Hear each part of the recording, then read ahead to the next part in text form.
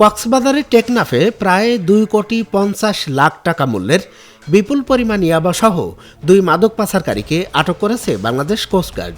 15 ফেব্রুয়ারি 2026 তারিখ রবিবার বিকেলে কোস্টগার্ড মিডিয়া কর্মকর্তা লেফটেন্যান্ট কমান্ডার সিয়ামুল হক এ তথ্য নিশ্চিত করেছেন।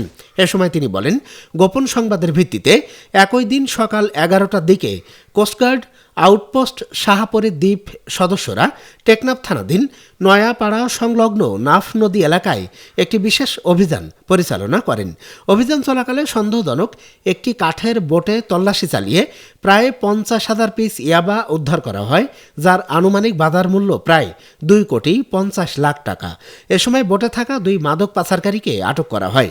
জব্দকৃত ইয়াবা ও আটক ব্যক্তিদের বিরুদ্ধে পরবর্তী আইনানুগ ব্যবস্থা গ্রহণের কার্যক্রম প্রক্রিয়াধীন রয়েছে।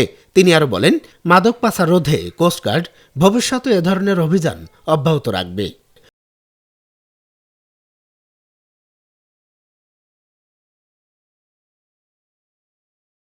চ্যানেলটি সাবস্ক্রাইব করে সাথে থাকার জন্য অসংখ্য ধন্যবাদ।